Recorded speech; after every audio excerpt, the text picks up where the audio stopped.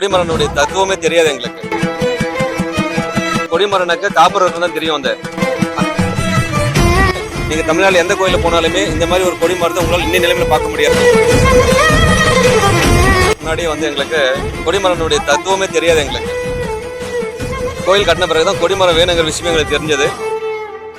அதுக்கு பிறகுதான் ஒரு கொடிமரம் வைக்கணும்னு ஒரு முடிவு பண்ணி பல இடத்துல தேடி அரச மரத்தை விழுதுதான் வைக்கணுன்ற ஒரு தத்துவத்துக்காக நாங்கள் தேடி அலைஞ்சிருந்தோம். அது கிடைச்சது ஒரு பெரிய சிறப்பு. அதை தாண்டி இந்த வேலைப்பாட்டை வச்சு சொல்லணும்னாக்க எங்களுக்கு கொடிமரனாக்க காப்பர் தான் தெரியும். அந்த காப்பரை தாண்டி அதில் என்ன இருக்குங்கிறத நீங்கள் பார்த்தவங்க மட்டும் தான் சொல்ல முடியும் அது என்னென்ன இருக்குன்னு சொல்லிட்டு. நாங்கள் என்னத்துக்கும் மேலே இந்த விநாயகர் மெட்டல் ஒர்க்ஸ் வந்தவங்க நாங்கள் எங்களுக்கு தெரியாத சில விஷயங்கள்லாம் சொல்லி கொடுத்து ஒரு கொடிமரம் எப்படி அமைக்கணுங்கிறத தத்துவமாக சொல்லி இந்த தருமபுரி டிஸ்ட்ரிக்ட் மட்டும் இல்லை, நீங்கள் தமிழ்நாடு எந்த கோயிலில் போனாலுமே இந்த மாதிரி ஒரு கொடிமரத்தை உங்களால் இன்னும் நிலைமையில பார்க்க முடியாது.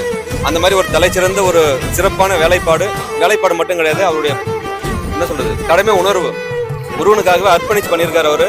அந்த வெளிப்பாடு நல்லா தெரியுது எங்களுக்கு எல்லாருக்கும் மனப்பூர்வமான சம்மதம். இந்த கொடிமரத்தை பார்த்தவங்க வாழ்க்கையில இதை தவிர்த்து வேற எங்கேயும் கொடிமரம் பண்ணதுக்கான வாய்ப்பை கொடுக்க மாட்டாங்க. இதனுடைய ஆணித்தரமான நன்றி.